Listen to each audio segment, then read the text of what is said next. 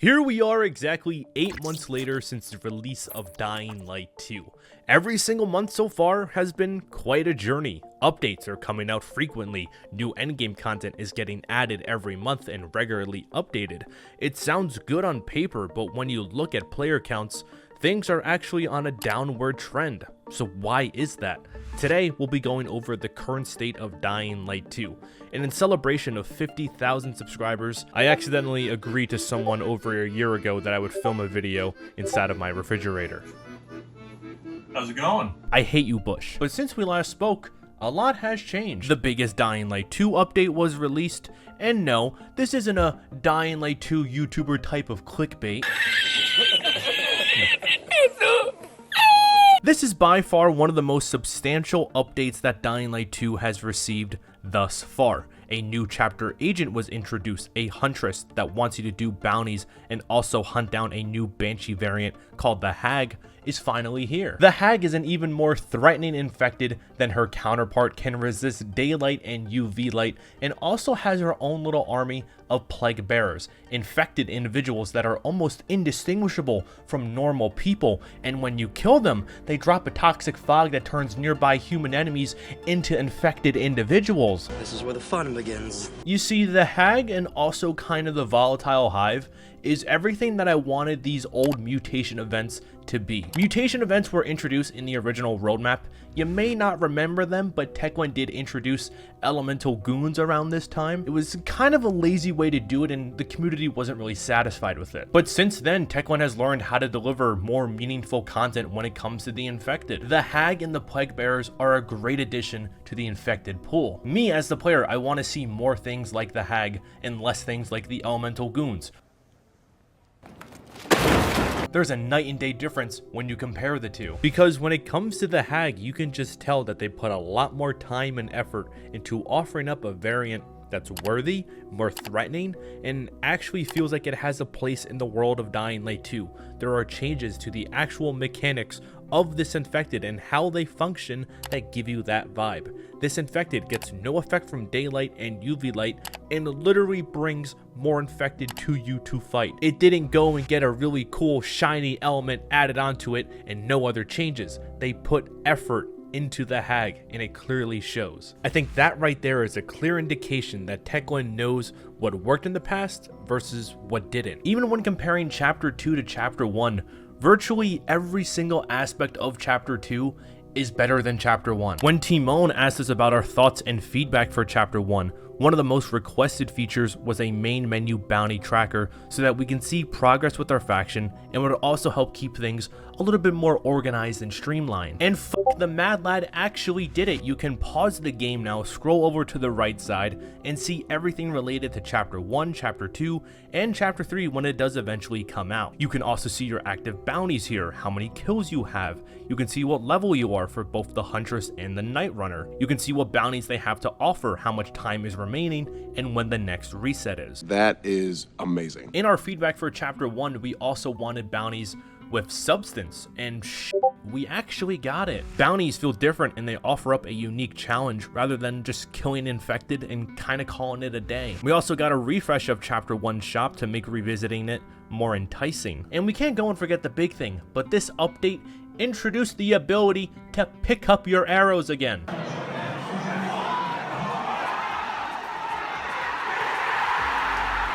Timon is out here listening to community feedback, implementing it, and we are seeing the game change as a direct result of community requests. And honestly, I was thoroughly enjoying the update. I thoroughly enjoyed the first community update. And now Timon is already asking for suggestions on Chapter 3 and also community update number 2. And you, my friend, are a true hero.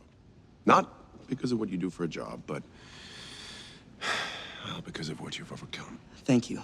We'll touch base about Community Update 2 a little bit later, but I spent around 8 to 10 hours with Chapter 2 and was honestly really loving it. I was back playing Dying Light 2 with my friends and just really enjoying my time with it, which trying to get a group of friends and convincing them to play this game at this time, it's quite difficult. But with new weapons, new bounties, new reasons to hop onto Dying Light 2, trying to go and get the coolest gear and outfits, just overall we were enjoying ourselves, enjoying everything that the new chapter had to offer. And honestly, It was perfect.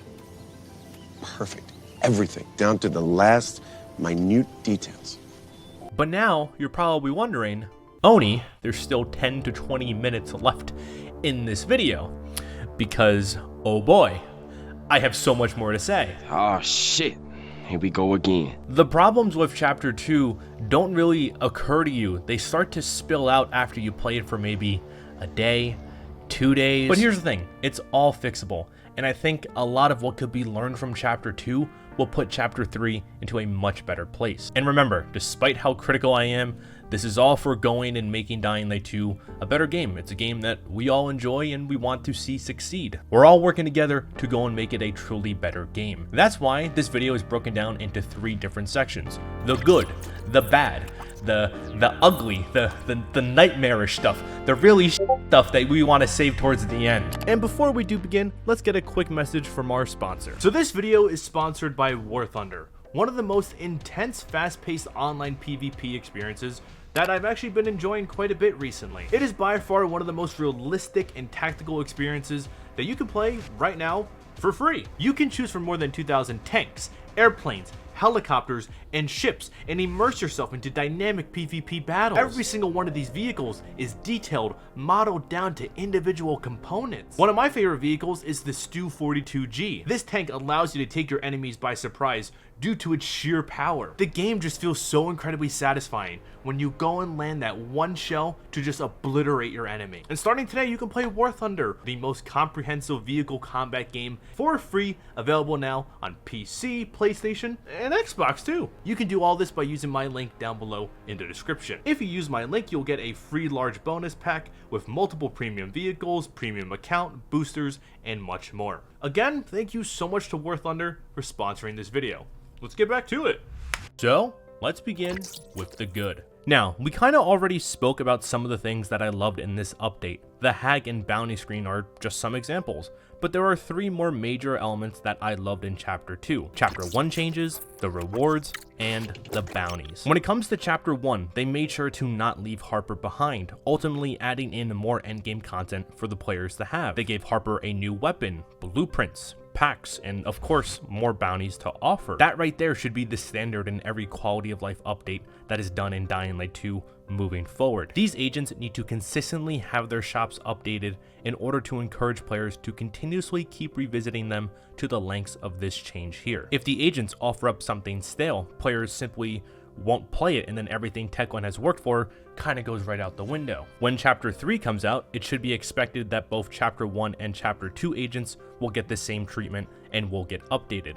But I personally don't think the players should have to wait that long for big changes to come to the vendors. More updates, more changes like this one would definitely be a positive, and I'm very happy to see that Tech 1 so far is indeed doing it. It's a solid dub, alright? Keep that shit up, alright? Now, when it comes to the rewards for Chapter 2, there is a brand new legendary bow, mace weapons, and finally, a new crossbow that isn't tied to faction progression. Oh, that's hot. That's hot. This bad boy is free of the Peacekeepers, and it's a blast to use. No more do you have to play through the story inside of a certain faction in order to obtain an exclusive weapon type.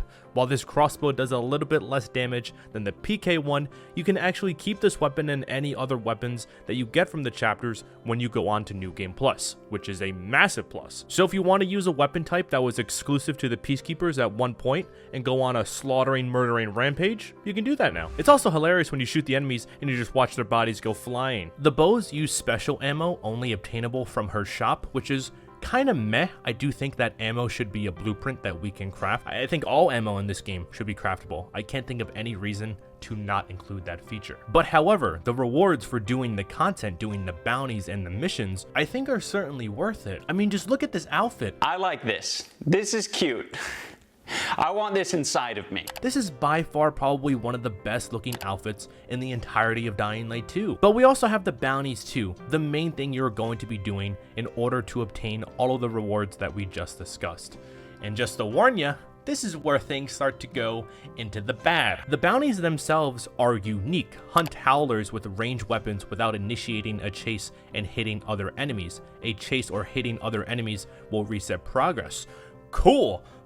I absolutely love that one. That one is creative. It's different. I had to spend a lot of time to make sure I was prepared, and it really changed up my playstyle. I had to be cautious when attacking because triggering a chase would ruin my progress. Hitting enemies with the parkour shot skill, another great one. Some of the bounties are just pure fun, and when they go beyond the generic and lackluster ones, that's when players start to enjoy themselves more. At least that's what happened with me. The more creative the bounties are, the more enjoyment I got out of this game. More bounties like hunting howlers without triggering a chase. Honestly, whoever made that one deserves a raise, and they should be in charge of making all the other bounties. You see, the bounties, when they're creative, they're really unique and they're awesome, but then you have the other side where they're so dull and boring and it's not fun. But now, this is where the bad actually starts to leak in. The bounties. The bounty variety themselves, the pool of bounties, is just so small. You often get repeating bounties, sometimes back to back, 2 days in a row. Doing the exact same bounties is not a good look for your endgame content. I don't know whether this is intentional or if it's a bug, but shit, it's disheartening to see. What's even worse is that you're only allowed to hold 3 daily bounties and 1 weekly bounty at a time. That needs to be changed immediately. Either the bounty limit must increase or maybe be able to claim the bounties at the main menu screen. The current state just feels like a tedious mechanic that works against the player. It makes doing the bounties sometimes an annoyance to have to constantly fast travel back and forth in order to pick them up, and if you're on a weaker machine or an older gen console, those loading times could get really hefty.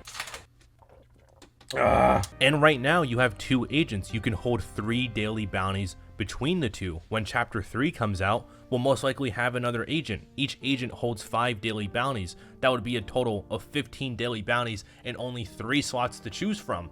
Absolutely not. It feels like the system is like that so you can spend more time traveling back and forth to stretch out that endgame content. It's just a simple fix. Make it easier for your players to play and enjoy your content. Allow an increase to how many bounties you can hold, or let it be possible to grab them at the main menu. If chapters are going to be the future content moving forward, which it looks like chapters are going to be staying around for a long while, this change must come quickly. It is a must-have change for quality of life improvements.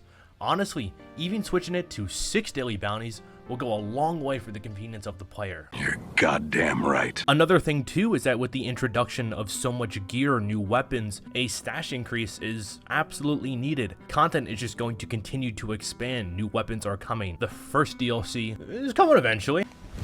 Emotional, damn it! And that is expected to add a ton more variety of weapons for the players to have. Players should have the freedom and tools to pick how they want to engage in fights, not have to choose which of their favorite weapons to dismantle. Modders were able to mod in a way to do this 4 days after release, and that mod also increased stack sizes as well, so I think it's definitely possible. Honestly, I think just having a massive quality of life update is needed for the game. Just start reworking some of the current systems that need more fine-tuning. It really goes a long way when the player gets to experience the changes daily for the better. But now, what seems to occur is that every single update that we get for Dying Light 2, it just breaks it even more. It just leads to so many more issues sometimes, which leads me to the ugly. We're done when I say we're done. The update broke me, and in some cases, it's broken the game for others as well. Audio issues, loading issues, hag tracks not spawning in, game crashes, double time still being present. I had to uninstall and reinstall my game twice because spears weren't spawning in. I know where spears spawn. They're at GRE anomalies, military convoys. Not in my world. And then they make bounties tied to killing people with spears, which is physically impossible for me when they don't spawn in. Opening up the inventory just crashes the game sometimes. I had a bug where nothing would spawn in, no loot. I was looting literally nothing over and over for like a half hour until I realized I should just uninstall and reinstall. It's sad because when it shines, it's a pretty fun update, like I said in the beginning of this video. But I just don't know if these updates are getting play tested or not. I don't know if they're just pushing it out the door. They want to get out there as quickly as possible, or what's going on. Did they run out of time? Because you also have to remember, chapter 2 was supposed to come out in like the 2nd week of August, and we got it in like the middle of September. So it got delayed by quite a good amount. Speaking of delays, the DLC got delayed too because they wanted to polish up and make sure it's working as intended when it's released. And after playing Chapter 2, I don't blame them for wanting to take that extra time. Personally, I'm fine with the delay. I just think the day that they delayed it to is a questionable decision. November 10th, a day after God of War, one of the most anticipated sequels of this year, one of the biggest games of this year, also launching alongside an arena-based DLC. It just seems like they're kind of setting it up to fail. I would love to be wrong, but I don't know how much of a spotlight the DLC is going to be getting over God of War. But friends, the ugly doesn't stop there. We have so much more to go over. Because of the lack of bounties in the pool and how similar Chapter 1 and Chapter 2 are to one another, it often feels grindy. It feels like Chapter 2 is just more of the same. And I feel like the future needs to go above and beyond in order to fix that grindy nature. Repeating bounties is not the way to go. I don't know how many more agents you could introduce with the same structure and style before it does get old. I mean, when you boil it down to the bare bones, the absolute basics of what the chapters are, they're agents with bounties to complete for rewards. That's it. It's getting kind of stale now. And another agent in Chapter 3 should probably be the end of this current structure and style. What I think they should do moving forward is introduce a full quest line. Maybe with the next agent that comes into the game, they could do it for one of the already existing factions. That might be a good way to do it. You could do the Peacekeepers, the Survivors, or even a Courier's Guild one. That could make things more unique and separate itself from the first two chapters. Expanding on the Courier's Guild could be an interesting one to seek out. The groundwork for their backstory has already been established. The Courier's Guild could be a series of quests delivering messages, doing tasks, things of that nature. There's already a hidden side quest that goes deeper into the faction. Just take a chapter to just blow up and dive deeper into what they stand for. Because honestly, when the chapters were originally announced, I thought each chapter was going to go and give us full quest lines, like little mini exclusive campaigns. These campaigns or quests would be missions that serve an overall purpose. Then maybe as you progress through the quest line, you get to learn more about the agents as you do missions with them. Maybe once you beat their 1 to 2 hour quest line, you can unlock a higher difficulty to run it back again for better rewards. They learned a lot of vital information about what worked and what didn't work with Chapter 1, and they made some pretty big changes for Chapter 2. Moving into Chapter 3, they need something to spark more interest than just grindy bounties. You can have the bounties, have the rewards, but possibly introduce a 1 to 2 hour quest line and see how that works. If it's a slam dunk, go back to Chapter 1, Chapter 2, and add one there as well. Maybe Techland actually wanted to do this and they just didn't have the resources to do it. This is me kind of speculating here, but it seems like they couldn't get Jonah back to do some of the voice work for these chapters, because what I noticed every time these little cutscenes occur, Aiden kind of just stands there. He doesn't say anything, he nods, and then you go on with the mission content. We hunt down rare mutations. They're extremely dangerous.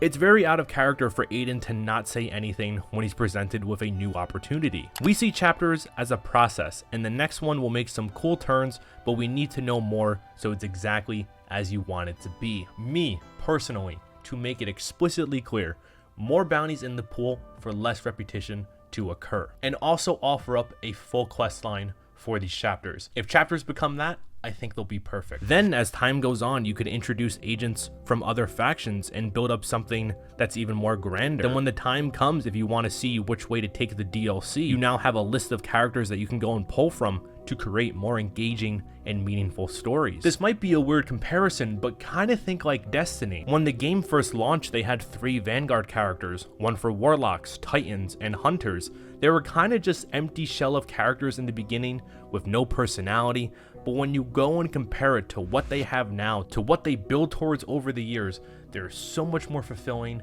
and meaningful. Seeing something like that in Dying Light 2 could be truly spectacular. It's just going to take a little bit of time to get to where we need to, but I think everything that we stated so far in this video is a good, proper place to start. But those are just my thoughts. Go ahead and take this time to tell me what you thought about Chapter 2. Content creator Netro is joining us today to tell us his thoughts. Here we go.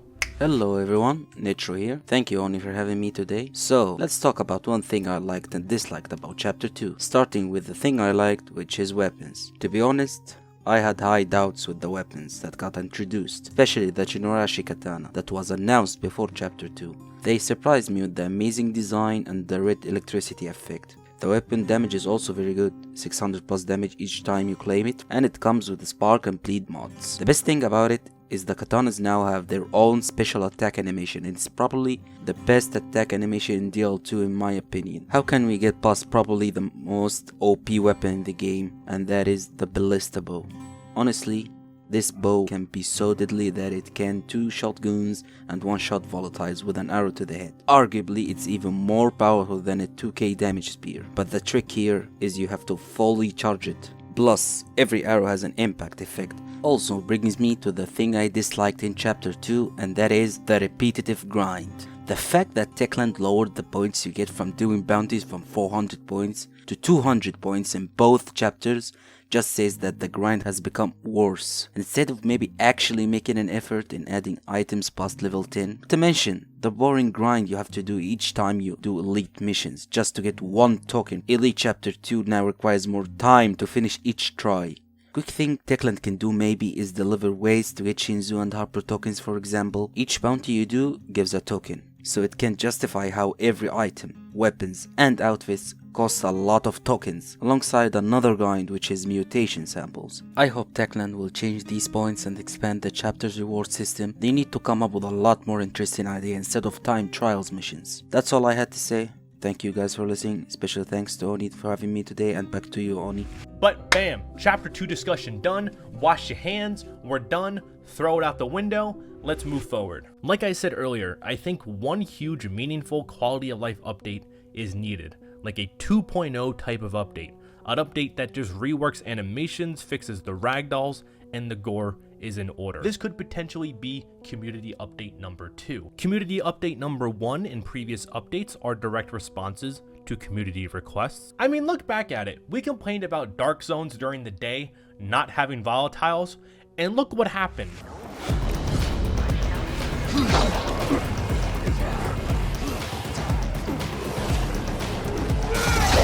And you'll have no one to blame but yourself. Timon did ask about your thoughts and what quality of life improvements you wanted to see. I practically went over everything I wanted to see in this video so far, but some other ones that I didn't mention were full key binding support for PC and console, full binding support for controller as well. This would be a massive plus for accessibility, which I'm a huge fan of. And lastly, I would love to have an option to reset the outposts and enemy controlled areas. This would go and allow for some more replayability to occur. It's not the end all be all solution, but it is something extra. Additionally, very recently, Techland actually did a Q&A session regarding the current state of Dying Light 2. They wanted to do this as a way to give the community some information on their most requested features, and in this session, they stated that legend levels will be returning. They stated that developer tools would be coming. They stated that the X-ray from Dying Light 1 will be making a comeback. It was hinted that a new roadmap would be coming out after Bloody Ties was released. Easter egg weapons will be coming in Bloody Ties, and also Bloody Ties is about family. I don't have friends. I got family. This Q&A session is just a taste of what is to come in the future.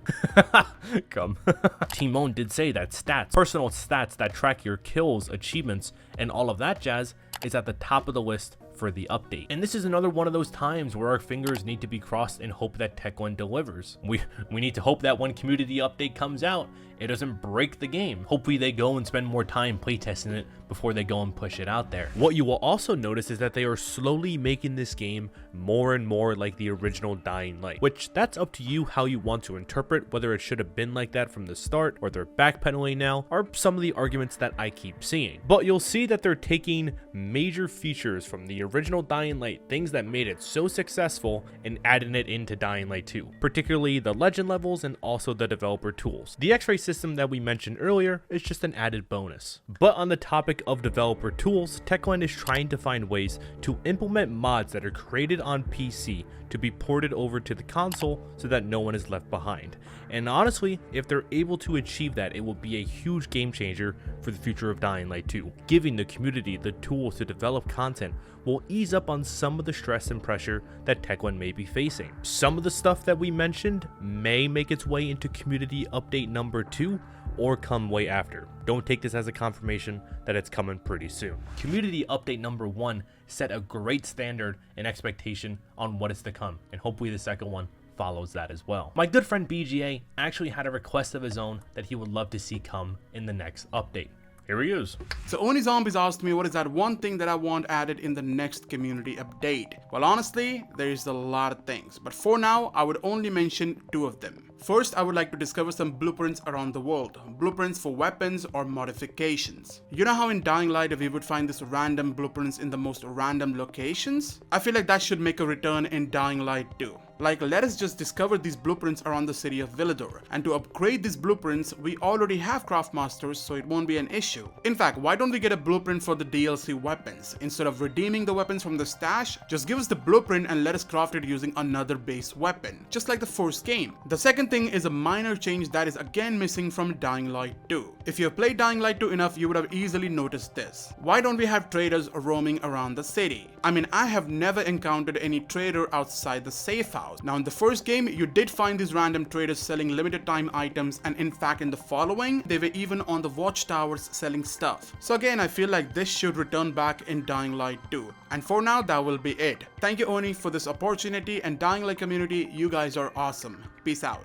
Going and introducing blueprints back into the open world would open up for more exploration opportunities to occur. You could take it one step further, and only certain blueprints are obtainable in the nighttime, thereby adding more reasons to go out. You could throw them into GRE hospitals, dark zones. The possibilities are endless. You can put blueprints behind parkour puzzles or hidden areas. I mean, Techland already did it in the original. They know how it works. The blueprints were little side activities that many enjoyed in the original because it gave you that sense of satisfaction when your exploration actually paid off. Increasing the reasons for a player to explore is always a bonus, especially in an open world game. But I mean, you know, you're gonna have the other side of it, where some people are just gonna look up a Colossal Kiwi video on every single location. Hey! But I do believe there's something more here. But now, let's kind of shift topics a bit and talk about the DLC delay. Community response has pretty much been this. What?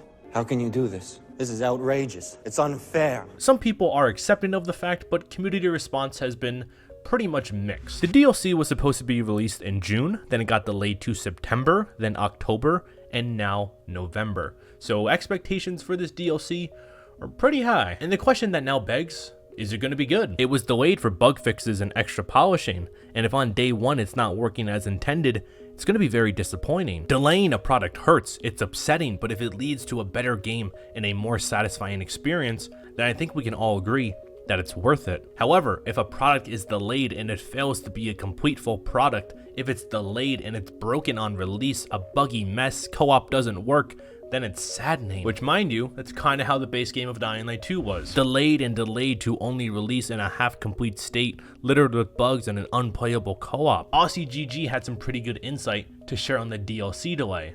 Oni and everyone, let's talk about the Bloody Ties delay. I personally believe that this delay is just another sign that Techland has poorly mismanaged this entire game and everything around it. Like, where can I start? Like, you know, the game has been delayed multiple times and still released as a buggy mess. Multiple content updates and bug fixing updates have come out and then created more bugs. Chapter 2 was delayed, more bugs. I'm fine with delays if the actual product we get at the end polished and clean. However, that is just not what's happening. Instead, we're getting delays followed by broken releases. And I really hope that Bloody Ties will be different, that when it actually releases, it won't be as broken as any of the other releases. We know this is Techland. This is, you know, the track record shows that, you know, the games are broken all the way going back to Dead Island and probably Call of Juarez too, but it's not an excuse, of course, and I really hope Techland can do better. But yeah, as I said, because of the delays and the broken releases from each delayed, you know, game and content update, again, it just shows that they've poorly mismanaged the content releases and just the game as a whole, the project Dying Light 2. And I really hope they learn from this and really step back, take a breath, and realize we need to really change things up in how we do things here at Techland in order to better the game and for better releases and content updates in the future, because it's really not looking good in regards to, you know, Bloody Ties being delayed. It looks like it's going to be the exact same story, Bloody Ties, as it is with all the other content updates, but we'll see where this goes. I really hope I'm wrong with this, and I hope that it releases actually, you know, polished and clean, relatively at least. But yeah, that's about it. And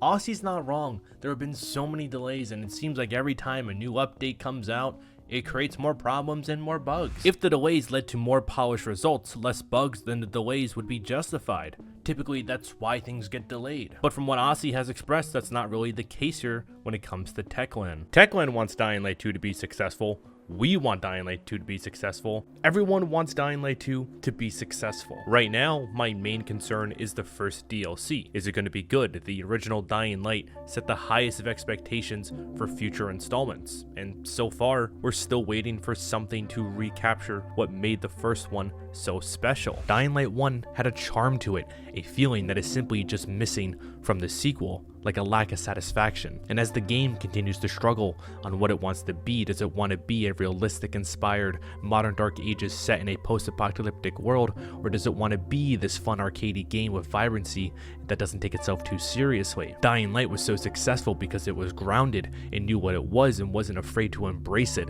It wasn't afraid to dive deep into that horror vibe, giving you a grim view of a world that is crippling right in front of your eyes. There are moments and hints of that in Dying Light 2, but it's short-lived. When it shows you those grim, concerning moments, you can feel your adrenaline pumping, and I just don't think they're going to be able to replicate that in Bloody Ties. I'm hopeful for a future that goes above and beyond, better than what we ever expected.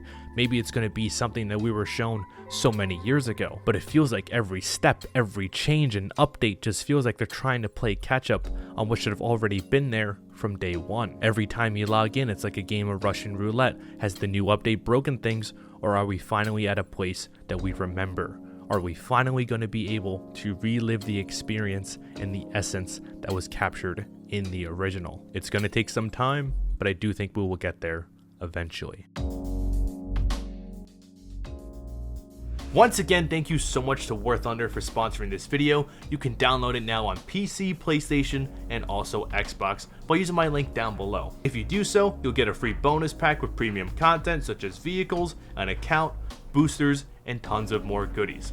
Thanks again. But once again, thank you so much for 50,000 subscribers. Thank you so much for giving me this platform to go on, to express myself, and to find like-minded individuals that we share common interests in. It's awesome to, one, build a community and watch it grow and get to know these people and see how things evolve. It's definitely been worth it. I started YouTube back up 2 years ago, and I never would have imagined I would be here. I went from making really shitty, cringy videos in my room at my mom's house to now in a refrigerator. And I'm so happy that you found this channel, and I'm happy that I found you. It's kind of cliche, but yeah, again, thank you, and fuck you, Bush.